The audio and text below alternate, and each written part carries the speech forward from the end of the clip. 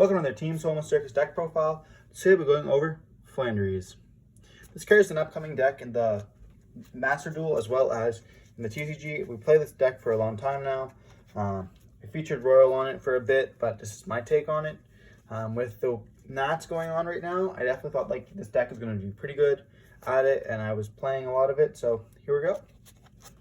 So to start off, we are playing the 3 Robina. Half your deck, Robina, if you want to see this card at all times. The other half is a 3 Eaglin. Definitely want to see all these all the time. This one's just that one, and this one gets your big guys, so not much you can say. We are playing the 2 Stree. Actually, probably one of my most favorite ones. I do like the effect that it banishes. It comes up more than the Toucan, which we play one of. But Stree itself can like banish your shifter to get another shifter live. Toucan's really more for complicated play. A lot of the time you'll like banish your advent off of the like map, and then you can add it back with Toucan. You can even do that with Unexplored Winds if you want to have a way to get to it.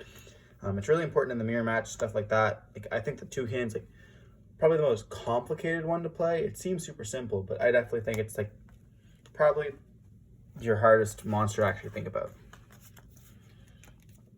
And then for the non-flus, well, I guess still a flu, but we do play the 2 Best Boy M-Pen. We love him.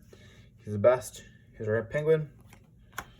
We do play the Mega Ronarch. We love locking people. Fun. The A1 Apex Avion and the Barrier Statue. This card needs to get hit. I definitely think the card needs to get banned altogether. Last time, we had a deck that was using this. It was the Leaderless deck, which we saw at the first start of the channel, which I was using. I don't think it's fair that they hit the big one. Yeah, the card was absolutely insane, but at the same time, this is a card that locks people out. You're not going to hit Robina, which searches this, so I definitely think this card needs to be banned. Once that happens, the deck becomes a lot more fair. And then for the hand traps, we are playing the 3 Shifter, probably one of the best hand traps out there, as well as the 3 Ash Blossom. The most generic, it hits every deck. Less Sword Soul, but it is what it is. And now for spell cards, we are playing the 3 Map. Card's absolutely crazy. This card also comes in like a lot more complication when you reveal. You could banish like your advents or your maps, stuff like that. And if you want to like just get rid of them, if you want to have another normal summon, you could banish a map during like, let's say like turn 3 or something like that. So you're not actually using more material and keeping more of your birds in deck. Then we play the 3 Advent, your newest card of the deck. This card is really, really good. It helps for your consistency as well as like gaining in life points. It also can help you during time, but we try not to go into that. Then we are playing the Unexplored Winds for your final Floowandereeze spell. This card, well, first off, is absolutely beautiful and absolutely insane. It's not a hard once per turn effect, so it's important to know. It helps you mill again too, so we like that as well. Now for your consistency cards, we are playing the 3 Pot of Prosperities and the 3 Dualities. Yes, we're playing gold rares. There's 2 kind of strategies for this deck. There's a win with, beating them up, and there's also win with style.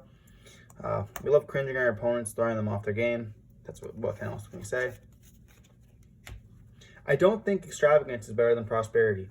I'd rather select my card because I'd rather have like an Eaglin or a Robina than just drawing 2 cards and they could be possibly dead.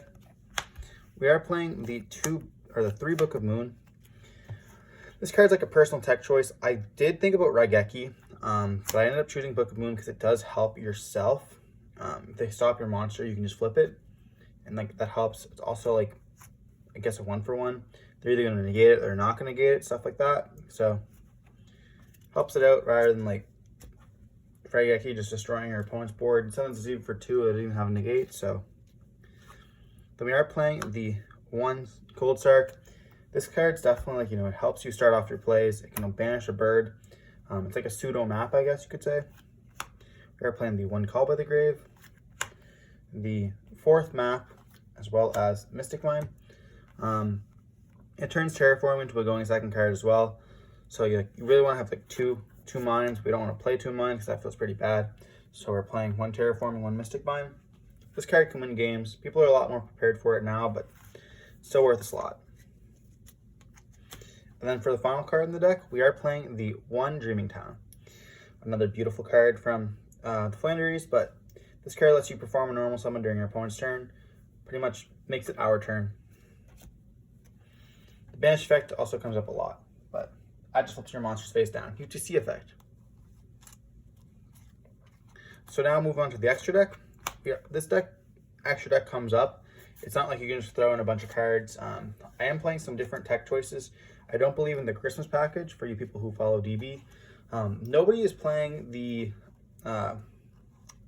Dogmatica stuff anymore, so you don't really need to send that kind of stuff. And if you do get hit by Dogmatica, we have some cards in the extra deck for that as well. So we are playing the 2 Lyrilusks. This card can come up, someone will stop their first one, so you have the second one. We play the 1 Downard as well as the 2 Zeus. Sometimes you just get into a quick Nightingale and take a Zeus. You don't want to go over 5 summons, or you already went through it. Sometimes you just want to go through the second one, like a lot of trap decks. So that's why we're playing 2 Zeus. You don't normally need it, but against trap decks, sometimes you do.